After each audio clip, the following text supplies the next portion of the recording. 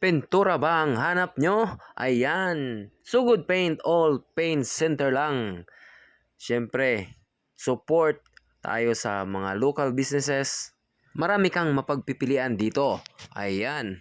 May mga branded na mga pintura like Boysen, Davis at marami pang iba. So, bibili tayo ng paint para sa ating production area. Dahil magsisimula na ang ating Friends Peanut Butter Production dito sa Southern Leyte. Kaya kailangan ko nitong lagayan ng paint para maayos yung pagkalagay ng pintura.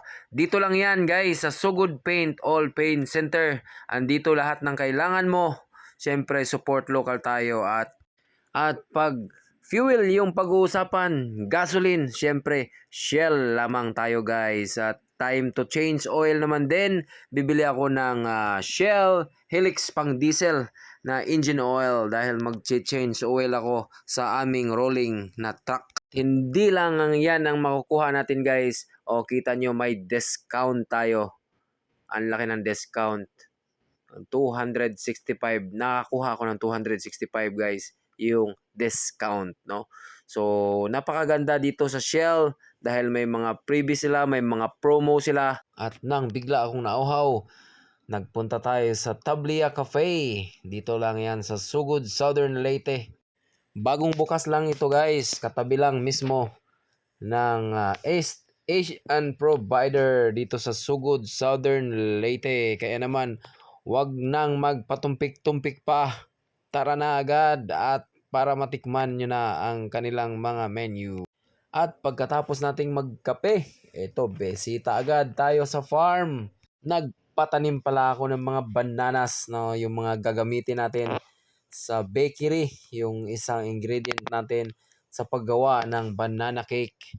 Dahil wala na kaming mapagkukunang supply, kaya nagpatanim agad ako ng mga bananas dahil meron namang mapagtamnan. So, yan na guys, marami na to. So, more than 50 na to. So, pwede na to pag namunga, at least meron ng backup.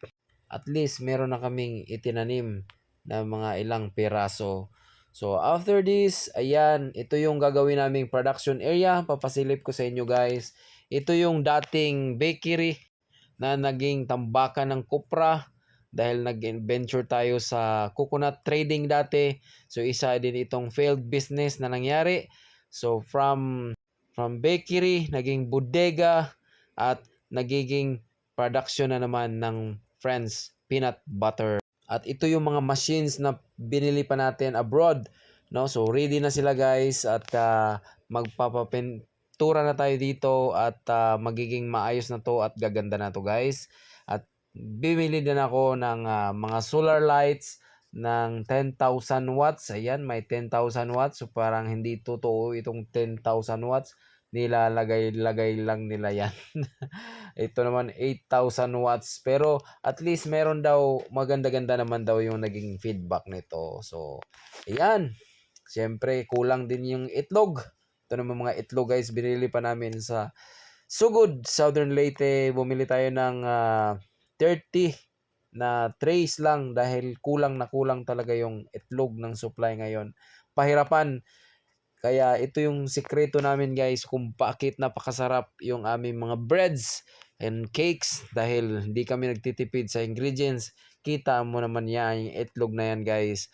Pang 3 to 4 days lang na konsumo namin yan guys. Ang dami-dami niyan. Kaya wala kaming tipid sa ingredients. Yun, masarap ang Friends Baker. Dahil ang jingle namin ay, alam nyo ba yung aming jingle? Friends Baker, baking happiness in every bite. Thank you!